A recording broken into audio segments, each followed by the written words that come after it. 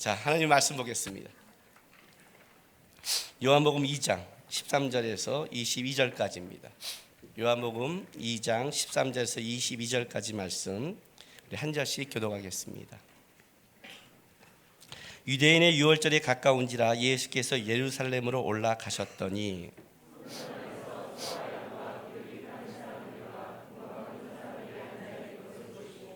노끈으로 채찍을 만드사 양이나 소를 다 성전에서 내쫓으시고 돈 바꾸는 사람들의 돈을 쏟으시며 상을 엎으시고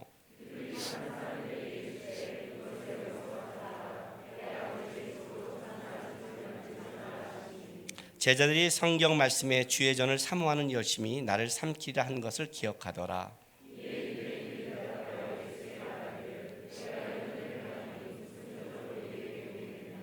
예수께서 대답하여 이르시되 너희가 이 성전을 헐라 내가 사흘 동안 일으키리라.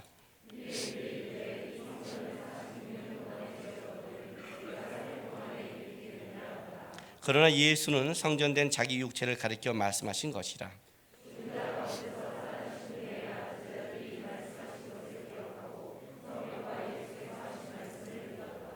아멘.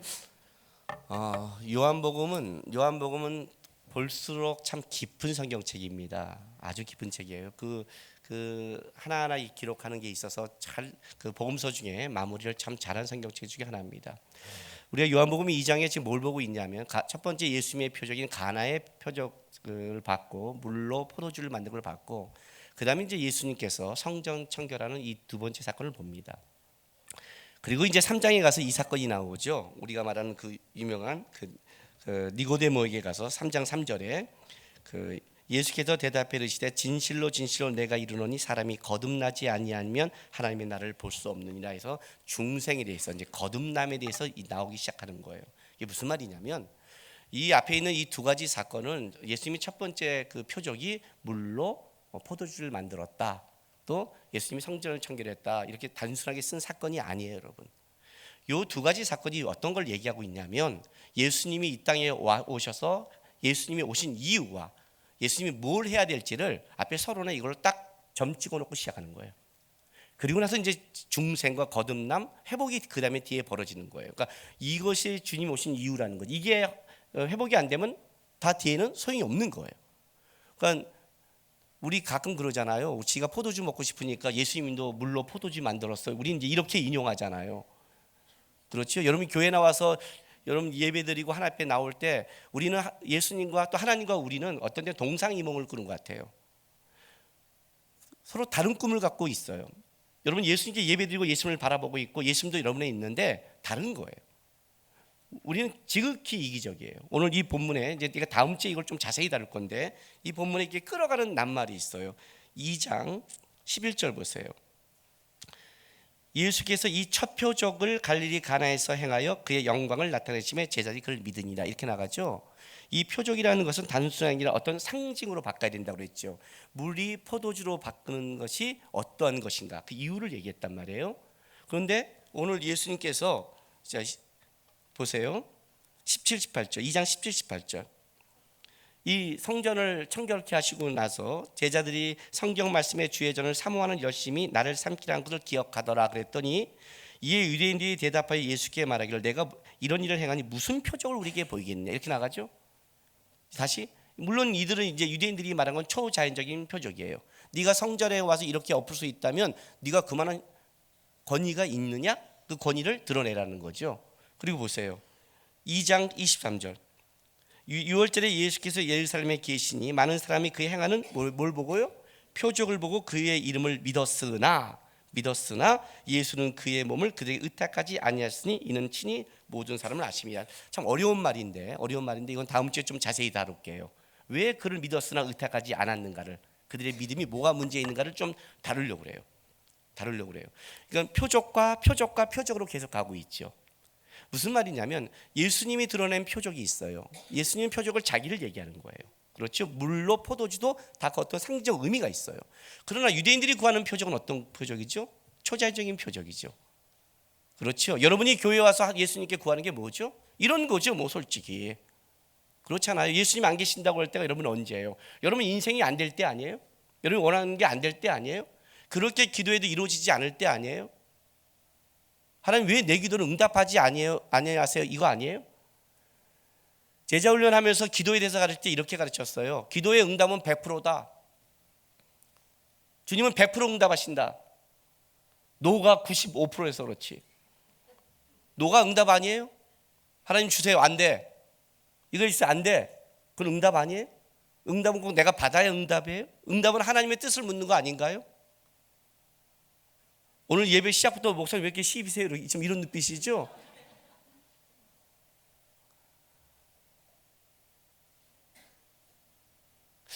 하나님의 성전에 나와 주를 바라보며 예배하는 데 있어서 가장 여러분 우리에게 전제되는 게 뭐냐면 여러분 것이 먼저 빠져야 되는 거예요. 자기께 채워 있으면 다른 걸 채울 수가 없어요. 이해가 되세요? 그 그릇이 어떠하든 간에 다른 게 채워 있으면 이걸 버려야만이 채울 수 있는데 우리는 우리 게 너무 많아요. 그러니까 예수님이 하신 일들이 뭔지를 모르는 거예요. 이제 앞으로 예수님이 수많은 기적과 이적을 일으킬 거예요. 그 이적이 뭔지를 몰라요. 그러니까 기적과 이적을 쫓는 거죠. 왜? 예수님이 오신 이유를 모르니까. 오늘 이제 그 이유가 뭔지 앞에 딱 선포되고 나는 거예요. 이 두 가지 이유가 선포되고 나서 그리고 예수님이 이제 실제적인 사역으로 들어가시는 거예요. 그 첫 번째가 뭐냐면 혼인잔치였어요. 그렇죠? 원래 하나님이 만든 그 것은 두 가지를 만드셨죠. 가정과 교회죠. 실제로는 두 가지를 만드셨어요. 나머지는 다 인간의 의미대로 만들었지만 또 하나님이 만든 유일한 것은 가정과 교회. 이렇게 말하니까 가정과 교회 두 가지라 하는데 그건 아니라 이건 다시 한 가지죠. 실제로는 교회라는 것은 타락 후에 만든 거니까 만약에 아담과 하와의 가정이 온전했다면 그 가정이 교회였다면 그것이 온전히 하나님을 바라봤다면 교회는 필요 없었겠죠. 그 자체가 교회였고 가정이었으니까. 근데 그것이 무너져 버렸단 말이에요. 무너져서 에덴 동산에 쫓겨났어요. 하나님과 결별하고 이혼된 거죠. 그것이 이제 그 결과가 우리에게 벌어진 이 사건이 비참함이 벌어진 거예요. 돌연변이가 탄생되기 시작했죠. 가시덤불과 엉겅퀴 창조 때 없던 것들이 나타나기 시작했단 말이에요. 우리가 살아가면서 왜 하나님이 있는데 이렇게 불의하고 왜 이런 게 있어가 뭐냐면 그게 바로 죄의 결과라는 거죠. 그 죄의 결과가 뭘로 온 거예요? 우리는 흙으로 돌아가 죽는 거고 그리고 또 뭐예요? 벌을 받는 땀 흘려 벌을 인생의 고단함이 시작됐죠. 지금 우리가 지금 다 벌 받고 있는 거예요. 근데 벌은 어떤 의미가 있냐면 교정의 의미가 있어요. 부모가 자식에게 벌을 줄 때 죽이는 게 아니죠. 고치는 의미가 있죠. 사실은 이걸 통해 우리가 뭘 배우냐면 우리가 얼마나 연약하고 우리가 부족하고 하나님 아니면 안 되는 걸 배워야 되는데 놀랍게도 우리는 참 오늘 우리 고백한 찬양처럼 교만하고 천박해요. 이 죄성이 무지하게 뿌리가 깊은 거예요. 그래서 예수님이 와서 뭘 하실로 첫 번째 왔냐면 우리가 예수님과 관계가 하나님과 끊어졌잖아요. 이 관계를 회복시키는 거예요. 그게 뭐라고요? 혼인잔치의 회복이라고 그랬죠. 왜 혼인잔치 집에 가서 물로 포도주를 만들었어요? 왜 번제를 바꿨어요? 왜 바꿨을까요? 예수님이 오셔서 다시 바꾸는 게 혼인잔치거든요. 마태복음에 그 얘기 하잖아요. 열처녀 비유요. 다 혼인잔치 비유거든요. 왜냐하면 하나님과 다시 우리가 예수와 다시 신랑돼서 다시 우리가 회복되지 않는다면 우리가 하는 이 모든 생각이 다 끝나는 거란 말이에요. 그게 뭘로 끝으로 가냐면 요한계시록에 뭘로 가는 거예요? 19장에 혼인잔치로 간다고 그랬죠. 예수님이 혼인잔치와 혼인잔치로 사도 요한이 잡고 있는 거예요. 그러면 여러분 하나님과 혼인잔치를 하려면 어떻게 해야 돼요? 자, 여러분이 신랑이 생겼어요. 신랑이 생기면 아니고 애인이 생겼어요. 결혼할 사람이 생겼어요. 자, 결혼식을 혼인잔치를 하려면 어떻게 해야 돼요? 결혼식 해야죠. 안 해봤어요? 결혼식을 해야 될 거 아니에요. 결혼식을 하려면 어디서 해야 돼요? 식장이 있어야 될 거 아니에요. 뭔 말인지 아세요? 다시 하나님과 만남의 장소가 있어야 될 거 아니에요. 하려면요. 그것이 성전인 거예요. 그래서 두 번째 성전 청결이 나오는 거예요. 이 구조는 요한계시록 구조가 똑같이 가요. 보세요. 요한계시록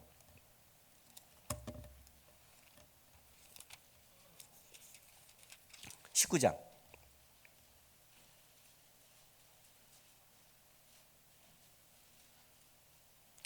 신약성경 418쪽 찾았어요? 예, 거기 19장 맨 위에 어린 양의 혼인잔치가 나오죠. 그렇죠? 그리고 보세요. 자, 잔치가 나오고 21장 보세요. 21장 맨 앞에 뭐가 제목 여러분 뭐가 나오죠? 새하늘과 새 땅이 나오죠. 21장 2절 제가 읽어줄게요. 또 내가 보면 거룩한 성 새 예루살렘이 하나님께로부터 하늘에서 내려오니 그 준비한 것이 신부가 남편을 위하여 단장한 것 같더라. 자, 9절 21장 9절 위에 뭐가 어떤 이름이 나와요? 소제목으로 새 예루살렘. 그 21장 9절부터 22장 5절까지 새 예루살렘이에요. 하나님의 나라온 새로운 성전을 얘기하는 거예요. 그리고 나서 22장 6절 맨 위에 뭐가 나와요? 주 예수여 오시옵소서 마라나타. 그 얘기하는 거예요. 그러니까 지금 요한계시록 맨 마지막에는 어떻게 되냐면 어린 양의 혼인 잔치가 나오고 새로운 이제는 거룩한 새 예루살렘 성전이 회복되고 그리고 마지막 고백이 뭐예요? 여기를 향한 주 예수여 오시옵소서 기대하는 성도의 그 소망으로 요한계시록이 마무리되는 거예요.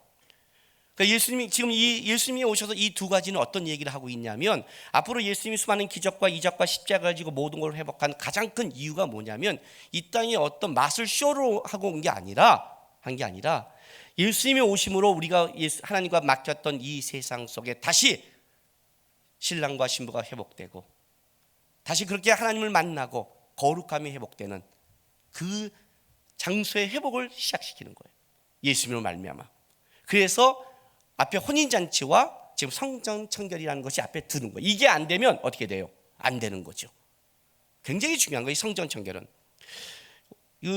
요한복음에는 성전 청결이 앞에 나와 있고 마태복음은 뒤에 나와 있어요. 그래서 보통 이걸 같이 보는 사람도 있지만 그렇지는 않아요. 왜냐하면 이 요한복음 3장 요한이 이 글을 쓸 때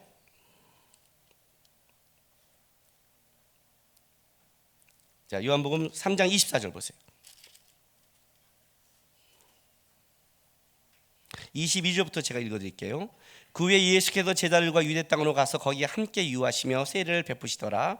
요한도 살렘 가까운 에논에서 세례를 베푸니 거기 물이 많음이라. 그러므로 사람들이 와서 세례를 받더라. 요한이 아직 옥에 갇히지 아니하였더라.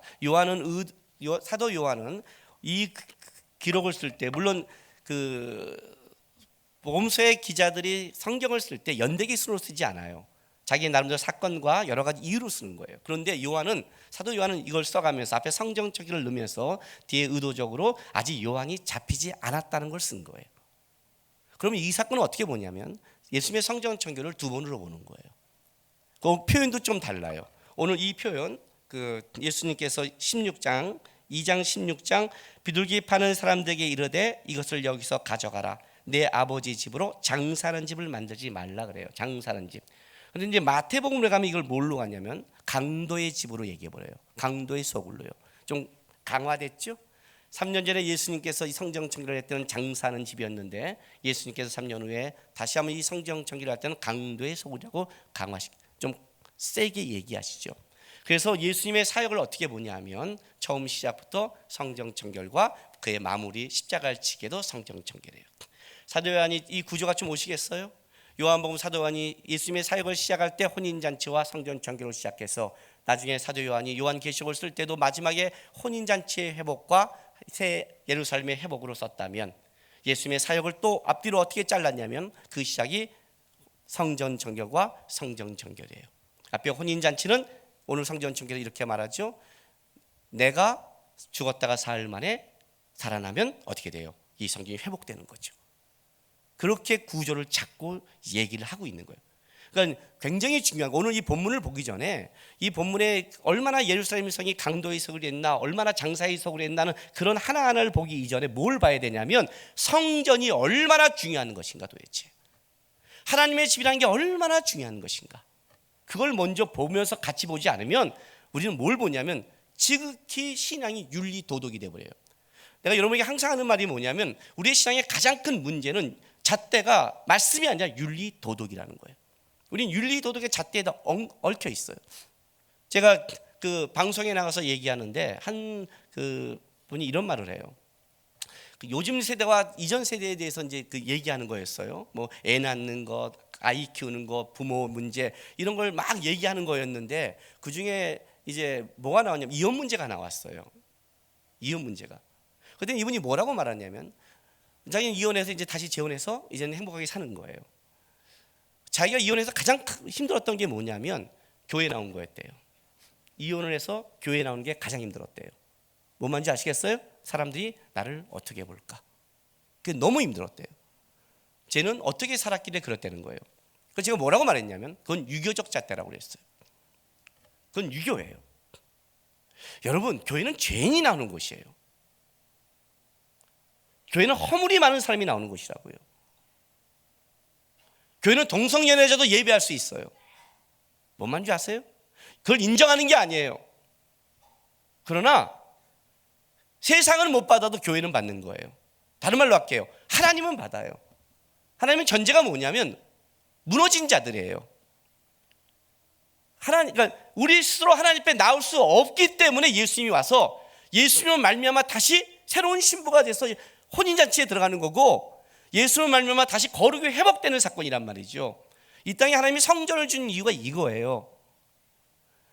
우리가 지금 보는 성전이지만 실제 이 성전의 역사를 보면 어디서 시작됐냐면 이스라엘 백성을 출애굽함으로 시작이 돼요. 성막이 시작된 거죠. 회막이 시작된 거예요.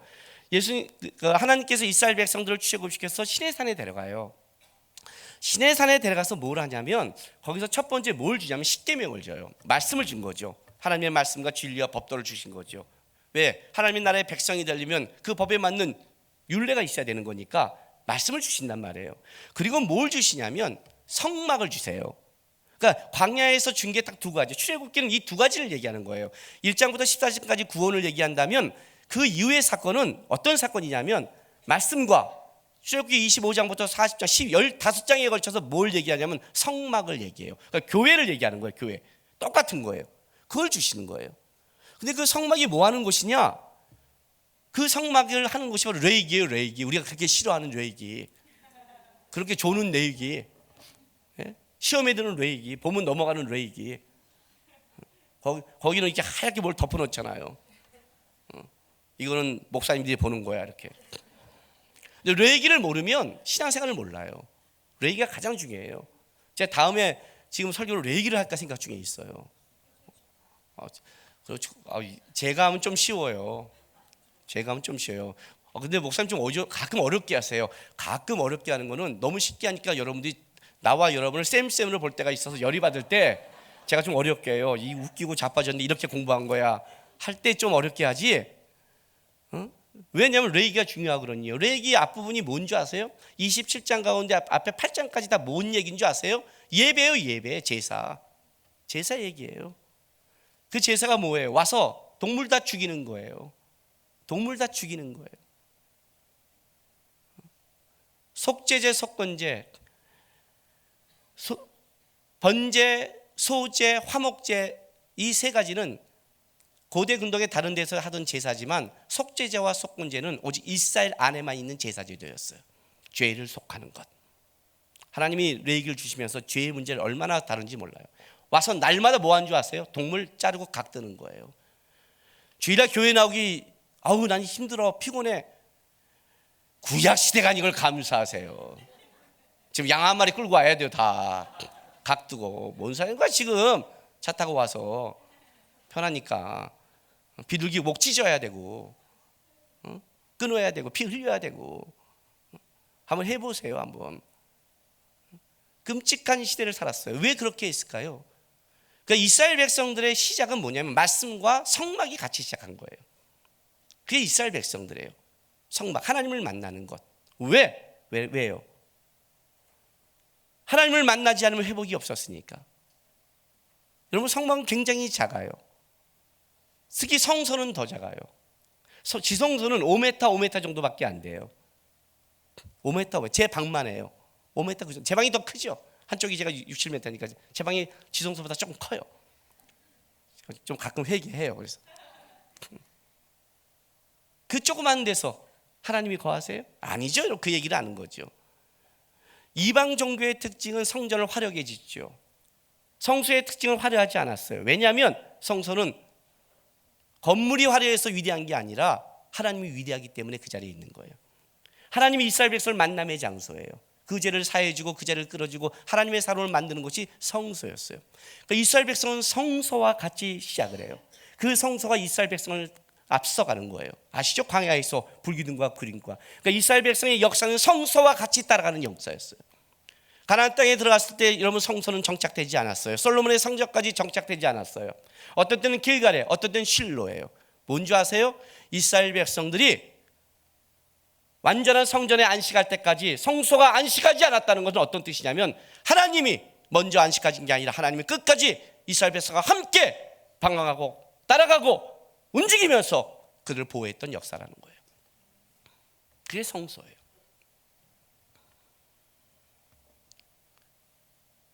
그 성소가 나중에 뭘로 바뀌냐면 하나님께서 이스라엘에 평화를 줬을 때 솔로몬을 통해 성전을 짓게 해요. 솔로몬이 그 성전을 지면서 어떤 고백한 줄 아세요? 열왕기를 볼게요. 열왕기 상 8장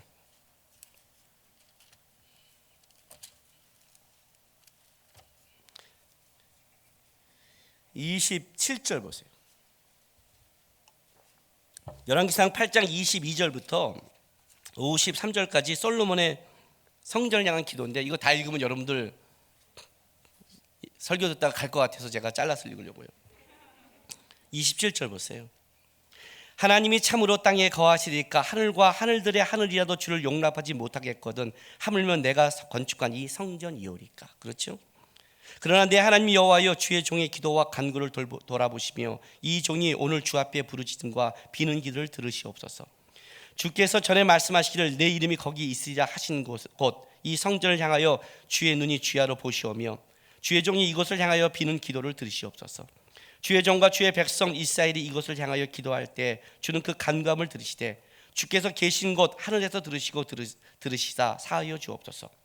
자 봐요. 만일 어떤 사람이 그 이웃에게 범죄함으로 맹세시킴을 받고 그가 와서 이 성전에 있는 주의 제단 앞에 맹세하거든 주는 하늘에서 들으시고 행하시되 주의 종들을 심판하사 악한 자의 죄를 정하여 그 행위대로 그 머리에 돌리시고 의로운 자를 의롭게 하사 그의 의로운 바대로 갚으시옵소서.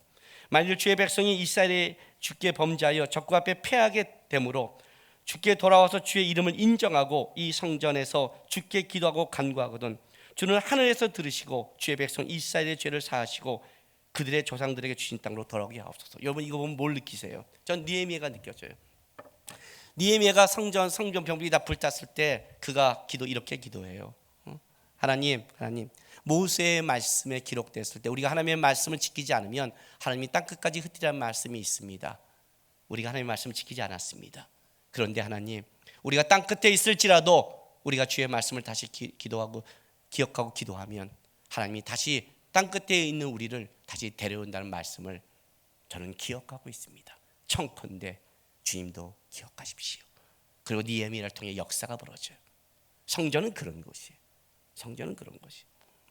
그 건물이 위대한 게 아니에요. 솔로몬이 말하잖아요. 하늘에 하늘이라도 담지 못할 우리 하나님이에요. 근데 성전의 위대함은 뭐가 있는 줄 알아요? 거기는 주의 이름이 있는 거예요. 주의 이름이 위대한 거예요. 그래서 이 성전이 위대한 거예요. 여기를 향해 기도하면 그 기도를 듣는 거예요. 이 기도 속에 하나님이 하시는 거예요. 여기를 바라봐도 하나님이 역사하시는 거예요.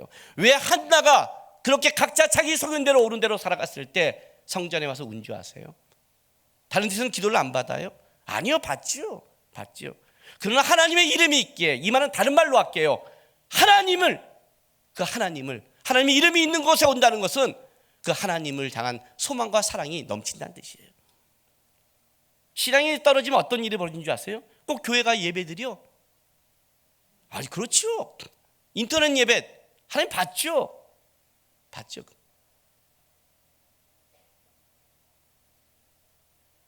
여러분 사랑하는 사람한테 꼭 만나야 돼?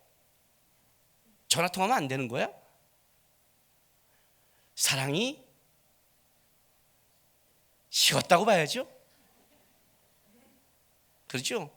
어쩌면 세상적으로는 그렇게 잘 분별하시고 아시면서 남녀간의 연애에 대해서는 그렇게 잘 아시면서 어떻게 하나님 쪽만 딱 되면 어쩌면 여러분은 그렇게 냉정한지 모르겠어요.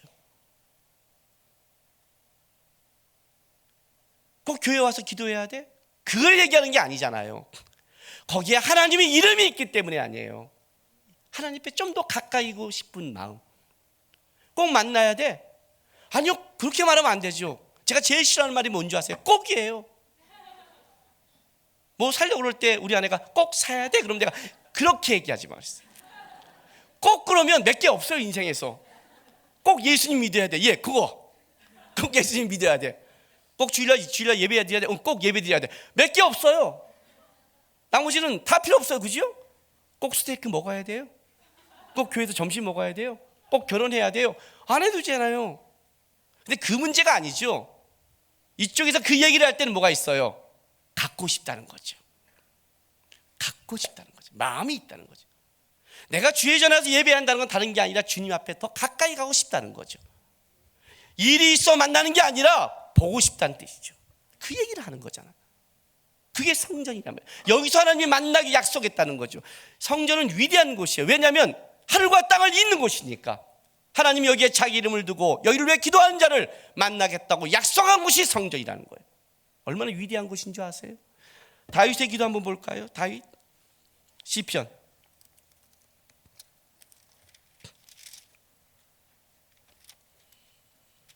3편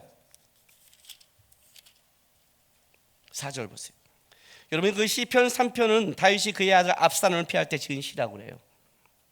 자 4절 이렇게 말해요. 다윗이 내가 나의 목소리로 여호와께 부르짖니 그의 성산에서 응답하시는도다. 그렇죠? 성산에서. 성전이에요. 성산이니까 이건 산이잖아요. 그러지 마세요. 시편 18편 6절 보세요. 시편 18편 6절 내가 환난 중에 여호와께 아뢰며 나의 하나님께 부르짖었더니 그의 성전에서 내 소리를 들으시며 그의 앞에서 나의 부르짖음이 그에게 귀에 들렸도다. 예? 다윗이 그 환난 속에 내가 성전을 향해서 저는 이 성전 그러면 잊지 못할 사람이 요나예요. 요나서 2장 4절 보세요. 한 선교사님이 이 말씀 때문에 회복됐다고 그랬죠.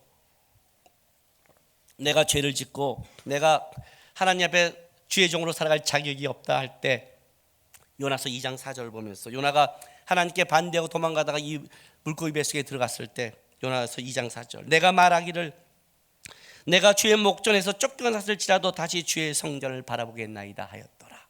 이걸 회복됐다고. 주님 내가 죄를 짓고 쫓겨났을지라도 내가 다시 주의 성전을 바라봅니다. 요나 좀 바라봅니다. 요나서 2장 7절 보세요.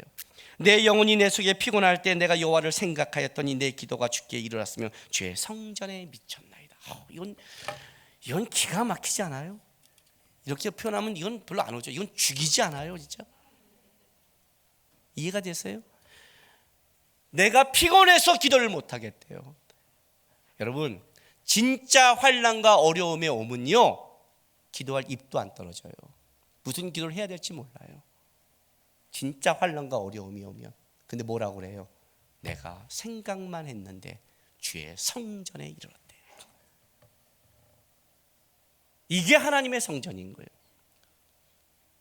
이스라엘 역사는 성전의 역사예요. 하나님은 회막을 주시는 만남의 장소가 새하늘과 새 땅으로 완전히 만남의 장소를 이어질 때까지 이 시대를 이어가고 있는 거예요.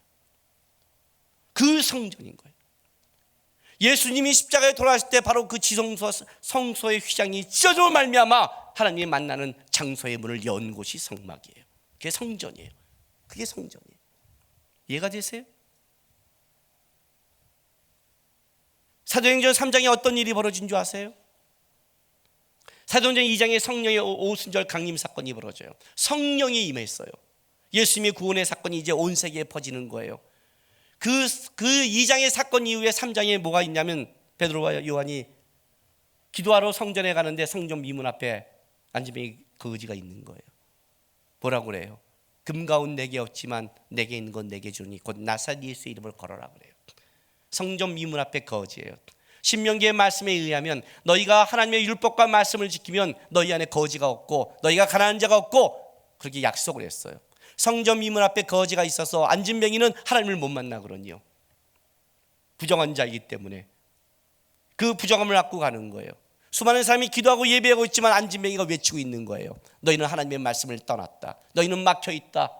왜? 너희가 하나님의 말씀을 지키면 이 가나안 땅에 하나님의 약속의 땅에 분명히 이런 안진뱅이와 거지가 없을 거라고 약속했으니까. 외치고 있는 거예요. 그런데 예수님이 예수의 이름으로 걔가 일어나 뛰더니 성전에 뛰어가는 거예요. 하나님과 성전에서 회복시키는 거예요. 성전에 들어갈 수 없었던, 평생 그렇게 살 수밖에 없었던 자를 예수의 이름으로 회복시켜서 성전으로 회복시키는 거예요. 이해가 돼요? 마지막 밤모섬에서 요한이 본 환상이 뭐냐면 새하늘과 새 땅의 환상을 봐요. 그게 성전인 거예요. 그게 성전인 거예요. 그 거룩한 성전, 하나님을 만나야 되고 회복이 있고 어떤 자도 만나서 위로를 받을 수 있는 그 거룩해야 될 하나님의 성전이 오늘 예수님이 오신 순간 장사의 집이 된 거예요. 이게 회복이 안 되는데, 하나님의 만남의 장소가 회복이 안 되는데 어떤 게 회복이 될 것 같아요? 어떤 게 회복이 될 것 같아요? 하나님의 혼인잔치가 있으면 하나님을 만나는 이 만남이 이루어지는데, 그래서 예수님께서 사역의 시작을 뭘로 하시냐면 성전 청결인 거예요. 단순한 장사의 집입니다 깨끗하가 아니라 성전의 본질이 회복되지 않는다면 그 다음에 예수님의 모든 사역은 아무것도 아닌 거예요. 예수님의 본질은 바로 성전의 회복이거든요. 여러분 고린도전서 보세요. 3장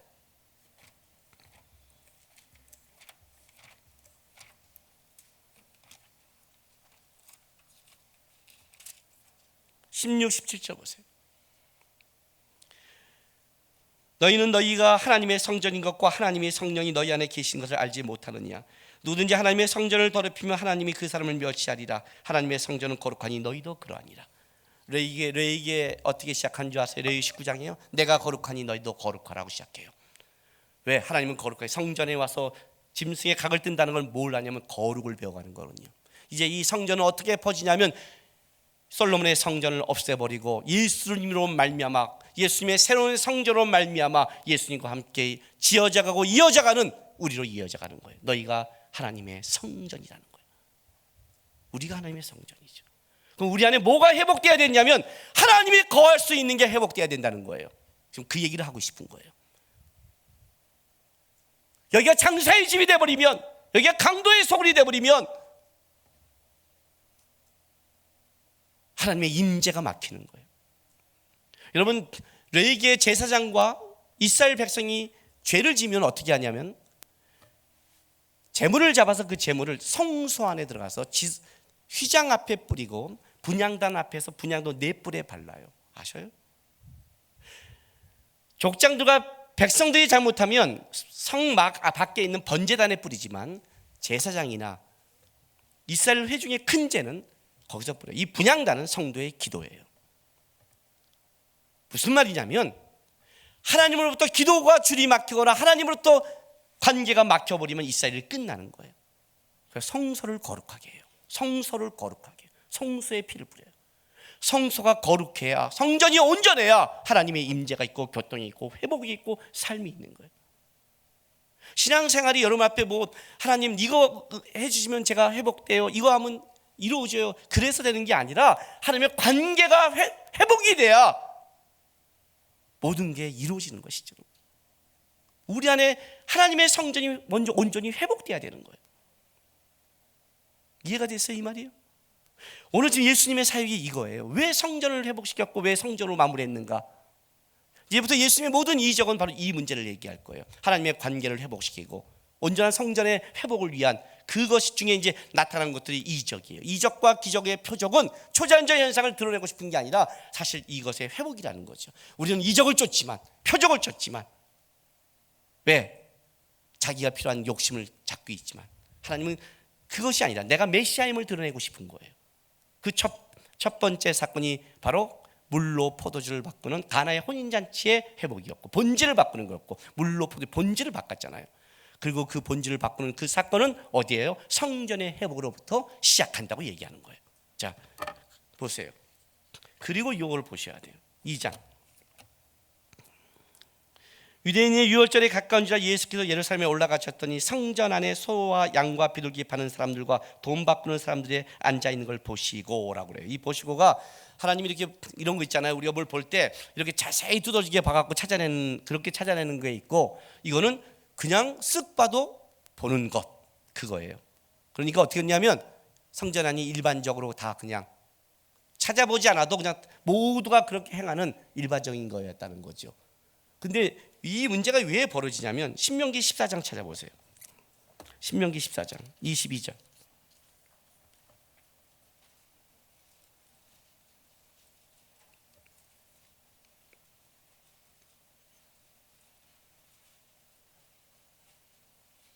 신명기 14장 22절. 너는 마땅히 매년 토지 소산의 11조를 드릴 것이며 내 하나님 14장 죄송해요. 14장 22절이요. 신명기 14장 맞죠? 내 하나님 23절부터 읽을게요. 내 하나님 여호와 앞 곧 여호와께서 그 이름을 두려고 택하신 곳에서 내 곡식과 포도주와 기름의 11조를 먹으며 또 내 소와 양의 처음 난 것을 먹고 내 하나님 여호와 경외하기를 항상 배울 것이라. 그러나 내 하나님 여호와께서 자기 이름을 두시려고 택한 곳이 내게서 너무 멀고 행로가 어려워서 내 하나님 여호와께서 그 풍부히 주신 것을 가지고 갈 수 없거든. 그것을 돈으로 받고 그 돈을 싸가지고 내 하나님 여호와께서 택하신 곳에 가서 내 마음에 원하는 모든 것을 그 돈으로 사되 소나 양이나 포도주나 독주 등 내 마음에 원하는 모든 걸 구하고 거기 내 하나님 여호와 앞에서 내가 내 권속과 함께 먹고 주할 것이며 내 성금 거주하는 레위는 너희 중에 분깃이나 기업 없는 자나 없는 자이니 또한 저버리지 말지니라. 지금 어떤 걸 하냐면 이스라엘의 남자들은 1년에 3번 하나님의 얼굴을 뵈야 돼요. 근데 먼 곳에 있는 사람이 자기가 재물을 가져오면 상할 거 아니에요. 오다가 상하잖아요. 그러니까 바꿔서 와갖고 여기서 다시 바꾸라는 거예요. 그러니까 여기 어쩔 수 없이 특히 이 예수님이 당시에는 로마가 모든 걸 정치할 때 때문에 갖고 오는 것이 이방 돈이었어요. 근데 이방 돈을 성전세를 낼 수가 없거든요. 그러니까 당연히 돈도 환전해야 되고 사야 되는데 이것들이 어떻게 했냐면 이걸 아주 비싸게 장사하기 시작했고 더 나가서는 가까운 사람들은 예물을 가져오잖아요. 예물을 가져오면 트집을 잡는 거예요. 재물을 가져오면 제사장이 그것을 보거든요. 흠이 없는 것을 하나님께 드려야 되니까 트집을 잡으면 어떻게 돼요? 빠꾸가 되는 거예요. 그리고 비싼 값에 파는 거예요. 이렇게 빠꾸가 되면 여러분 재물을 내가 가져가겠어요? 그냥 돈으로 가겠어요? 돈으로 가겠죠. 그리고 여기서 이윤을 엄청 남겨먹기 시작한 거예요. 쉽게 말하면 하나님을 만나서 그들이 와서 하나님께 제물을 드릴 때는 왜 제물을 드렸냐면 그들이 하나님의 관계가 회복되기를 원했고 하나님 안에 있기를 원했고 하나님의 은혜를 사모하러 온 거예요.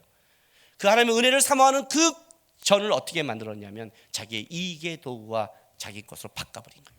성전의 본질을 뒤집어 버렸죠. 장사하는 집으로. 주님이 이것 때문에 먼저 엎으셔버린 거예요. 이건 성전의 본질이 아니라는 거죠. 성전의 본질이 아니라는 거예요. 이해가 되세요? 여러분이 교회 올 때 어떤 마음으로 오세요? 여러분 교회를 오면요 죄인들이 오는 것이에요. 하나님을 사모하는 마음으로 올 때도 있지만 어떤 때는 뭐가 있어요? 그렇지 않을 때도 있어요. 교회는 온전하지 못해요. 이 땅의 교회는 불완전해요. 어떤 때는 우리가 보기에는 교회가 진짜 저게 교회 맞아 할 때도 있어요. 이해가 되세요? 장사의 집 같을 때도 있단 말이에요. 장사의 집. 가끔 그 여전도에서 밖에 파는 것도 염려할 때가 있어요. 이것 때문에요. 교회에서 장사하면 안 되죠. 이렇게 말을 해요.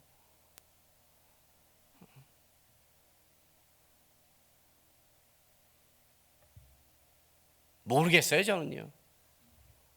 우리 여전대가 장사 현장은 없는 것 같아요. 팔 수밖에 없는 상황이 있지만 장사가 아니라 미치는 것 같은 때도 있어요. 문제는 뭐냐면 이거예요. 여러분들은 그러면 어떻게 반응하시냐는 거예요. 오늘 이 말씀 보세요. 오늘 내가 여러분과 나누고 싶은 이 말씀. 나머지는 다음 2부는 다음 주에 나눌 거예요. 17절. 제자들이 성경 말씀에 주의 전을 삼아는 열심히 나를 삼키라 한 것을 기억하더라. 이해가 되세요? 14절부터 16절 읽어드릴게요. 성전에서 소와 양과 비둘기 파는 사람들과 돈 바꾸는 사람들 앉아있는 걸 보시고 노끈으로 채찍을 만드사 양이나 소를 다 성전에서 내쫓으시고 돈 바꾸는 사람들의 돈을 쏟으시며 상을 엎으시고 비둘기 파는 사람들에게 이르시되 이것을 여기서 가져가라. 내 아버지 집에 장사하는 집을 만들지 말라 하시니 제자들이 성경 말씀에 주의 전을 사모하는 열심히 나를 삼키라는 것을 기억하더라. 시편 69편 9절 그거예요. 시편 69편 9절 다시 한번 찾아볼게요. 시편 69편 9절.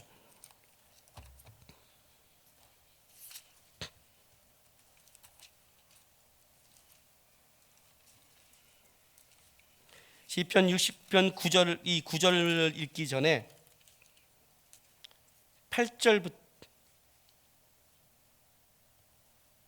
8절부터 읽어드릴게요. 7절부터 읽어줄게요.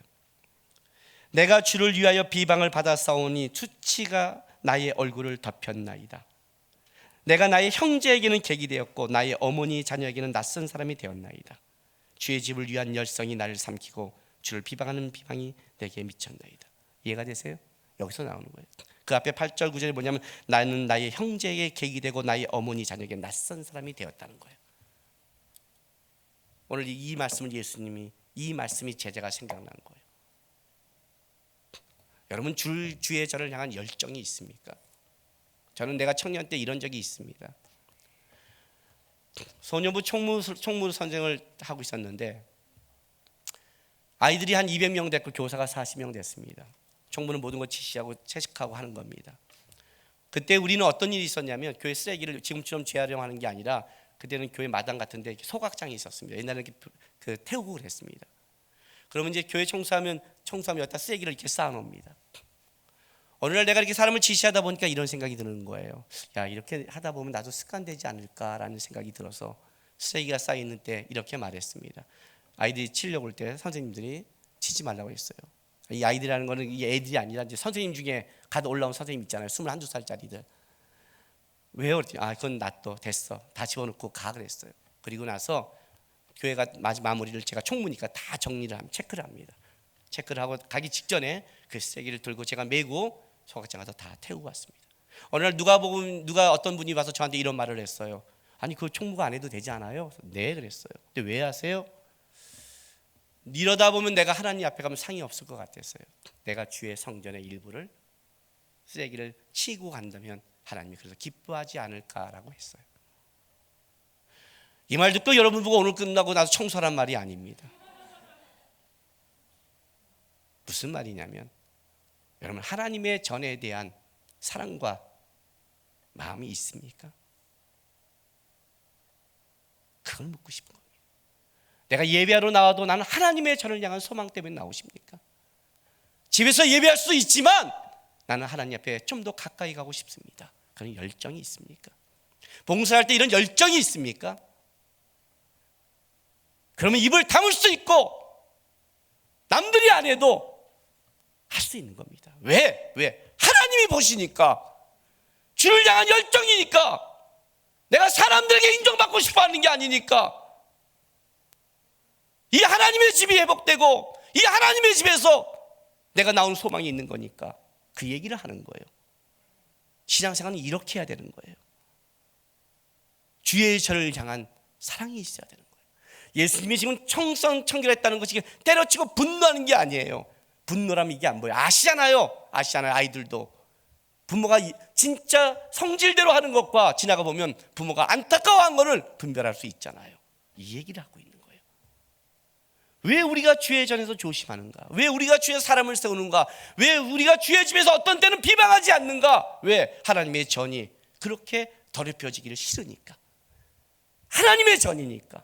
여기는 거룩한 곳이니까. 여기는 좀 덮어주고 사랑해줘야 할 곳이니까. 세상에서는 위로받지 못해도 여기서는 위로받아야 되니까. 세상에서는 인정받지 못해도 하나님 앞에 인정받는 그곳이 교회니까. 그래서 교회를 그렇게 하는 싸움을 하는 거예요. 그게 신앙생활이라는 거예요. 주의 전을 향한 열정. 주님이 그 얘기를 하는 거예요. 오셔서 주의 전을 해보시고 싶은 예수의 마음이라는 거예요. 알았어요? 성경 청결이니까 주님이 분노해서 깨끗하는 윤리 도덕을 얘기하는 게 아니라 예수님 안에 하나님이 만나는 집이 무너짐과 거룩이 회복되는 것이 무너짐에 대한 예수님의 마음이 보여지는 거예요. 주의 전을 향한 열심이. 나는 오늘날 우리 안에 회복돼야 될 게 이거라고 생각해요. 하나님을 향한 열심이 회복돼야 돼요. 그래서 예배하고, 그래서 섬기고, 그래서 달려가는 거예요. 아셨어요? 세상의 분석 중에 다른 데 가서 예배해도 되지, 어디 가도 예배해야 되지, 그걸 말하는 게 아니에요. 진짜 주를 사랑하고 진짜 주를 만나기 원하고 진짜 주와 함께하는 예수님처럼 주를 향한 열심이 내 안에 있는가, 이것이 좀 회복돼서 주님과 함께 평생을 그 열정과 사랑으로 살아가는 여러분 되시기를 주님의 이름으로 바랍니다. 기도하겠습니다. 이 시간에 기도하겠습니다. 하나님, 주를 향한 열심이 회복되게 도와주십시오. 주를 더 사랑하게 도와주십시오. 언제나 우리가 부족할 때 나를 위해 기도하고 비신 우리 예수님 계십니다. 주님, 내가 주님 나를 위해 항상 기도하고 나와 함께하는 주님 바라보면서 저도 주님 더 사랑하는 자 되겠습니다. 이 시간 좀 고백하며 기도하며 나가겠습니다. 기도하겠습니다. 아버지 하나님 감사합니다.